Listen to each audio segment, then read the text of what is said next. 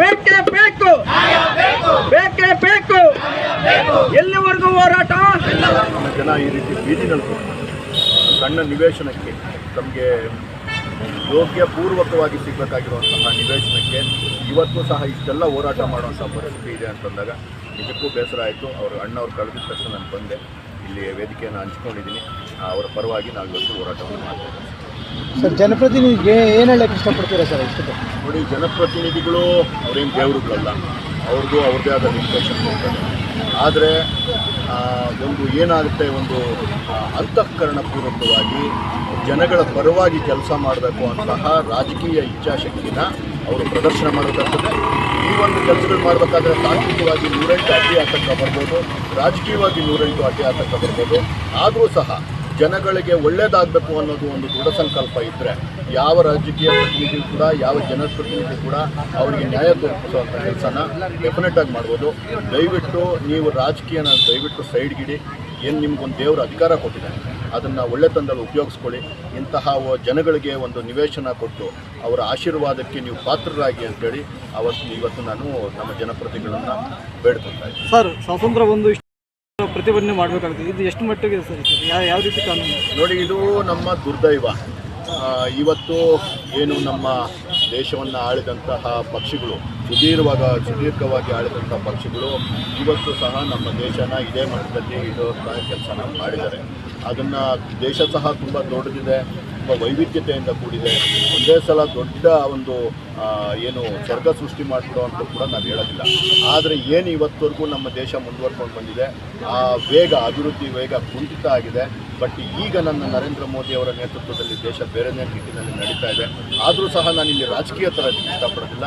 ಎಲ್ಲ ರಾಜಕೀಯ ನಾಯಕರು ನನ್ನ ಬಡವರ ಪರವಾಗಿ ನಿಂತ್ಕೊಳ್ಳಿ, ಇನ್ನಾದರೂ ನನ್ನ ದೇಶವನ್ನು ಸದೃಢವಾಗಿ ಕಟ್ಟುವಂಥ ಕೆಲಸನ ಎಲ್ಲರೂ ಸೇರಿ ಮಾಡೋಣ ಅನ್ನೋದು. ದಲಿತರೇ ಹೆಚ್ಚಿಗೆ ಸಾಗುವಳಿ ಮಾಡ್ತೀವಿ ಭೂಮಿ, ಅದನ್ನು ಅರಣ್ಯ ಇಲಾಖೆ ಮುಟ್ಟುಗೋಲು ಹಾಕೋತಾ ಇದೆ. ಮತ್ತು ಭೂ ಸ್ವಾಧೀನದ ಹೆಸರಲ್ಲಿ ರೈತರ ಭೂಮಿನ ಕಿತ್ಕೋತಾ ಇದೆ.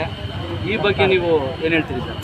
ಡೀಮ್ಡ್ ಫಾರೆಸ್ಟ್ ಬಗ್ಗೆ ಡೀಮ್ಡ್ ಫಾರೆಸ್ಟು ನೋಡಿ, ಅರಣ್ಯ ಸಹ ನಮ್ಮ ಏನು ಒಂದು ಸಾಮಾಜಿಕ ಇದರಲ್ಲಿ ಏನಿದೆ, ಅರಣ್ಯ ಸಹ ತುಂಬ ಮುಖ್ಯವಾದಂತಹ ಒಂದು ಅವಿಭಾಜ್ಯ ಅಂಗ.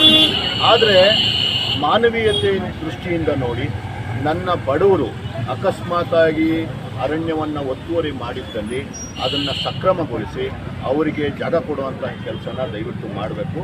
ಮತ್ತು ಮುಂದೆ ಅರಣ್ಯಗಳನ್ನು ಒತ್ತುವರಿ ಮಾಡದಿರೋ ಅಂತಹ ಎಜುಕೇಟ್ ಮಾಡೋಂತಹ ಕೆಲಸನ ಮತ್ತು ಸರಿಯಾಗಿ ಅದಕ್ಕೆ ಬೌಂಡ್ರಿ ಹಾಕೋಂಥ ಕೆಲಸನ ಅರಣ್ಯ ಇಲಾಖೆಯವರು ಸಹ ಮಾಡಬೇಕಾಗ್ತದೆ.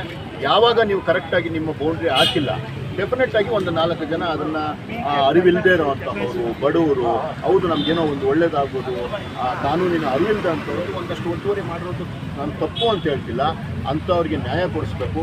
ಅವ್ರಿಗೂ ಸಹ ಬೇರೆ ಜಾಗ ಇಲ್ಲ. ಅಥವಾ ನೀವೆಲ್ಲಾದರೂ ಅವರಿಗೆ ಬೇರೆ ಯಾವುದಾದ್ರು ಪರ್ಯಾಯವಾದ ಜಾಗವನ್ನು ಕೊಟ್ಟು ಆ ಜಾಗದಲ್ಲಿ ಅರಣ್ಯ ನೀವು ಬೆಳೆಸೋಂಗಿದ್ರೆ ನೀವು ಬೆಳೆಸಿ, ಬಟ್ ಇವ್ರಿಗೆ ಪರ್ಯಾಯ ಜಾಗ ಆದರೂ ಕೊಡಿ.